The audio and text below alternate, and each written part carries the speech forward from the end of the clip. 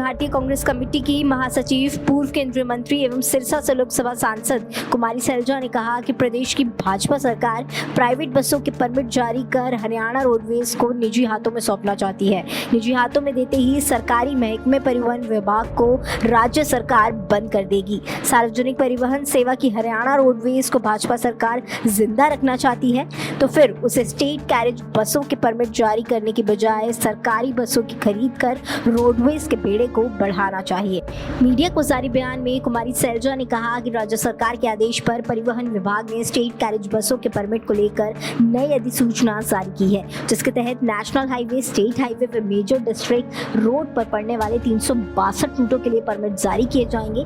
यही नहीं, किसी भी रूट पर स्टेट कैरेज बसों के परमिट 50% तक करने का ऐलान किया है, यानी आधे रूटों पर निजी क्षेत्र की बसें संचालित होंगी। पूर्व केंद्रीय मंत्री ने कहा कि यह रोडवेज का निजीकरण दिशा में शुरुआती कदम है। धीरे धीरे परमिट वाली बसों की संख्या बढ़ाकर 50% से अधिक कर दी जाएगी और फिर एक दिन रोडवेज को बंद करने या पूरी तरह निजीकरण करने का फरमान सुना दिया जाएगा। रोडवेज के निजीकरण का शुरू से कर्मचारी संगठन विरोध कर रहे हैं, लेकिन उनकी किसी भी तरीके से सुनवाई प्रदेश सरकार नहीं कर रही है।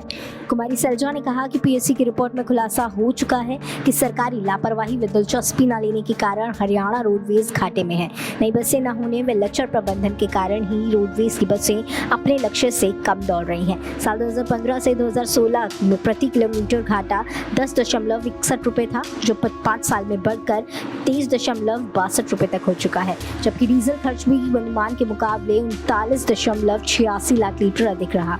इसी तरह ब्रेकडाउन भी बार बार होता रहा, जिससे बसें लक्ष्य के मुकाबले 7 करोड़ किलोमीटर कम दौड़ सकी। पूर्व केंद्रीय मंत्री ने कहा कि भाजपा सरकार का ध्यान रोडवेज के बेड़े में नई बसें शामिल करने की ओर न होकर निजी परमिट जारी करने में है, इसलिए ही पुरानी हो चुकी बसों को चलाने से ब्रेकडाउन के मामले बढ़ रहे हैं, जबकि मेंटेनेंस का खर्च भी बढ़ रहा है। इन्हीं सब पॉइंट्स पर पीएससी द्वारा सवाल खड़े के बावजूद गंभीरता नहीं दिखाई गई। प्रदेश सरकार को निजी बसों को परमिट देने की बजाय खुद की बसें खरीदनी चाहिए। इससे प्रदेश के युवाओं को ड्राइवर, कंडक्टर के रूप में स्थायी रोजगार भी मिलेगा।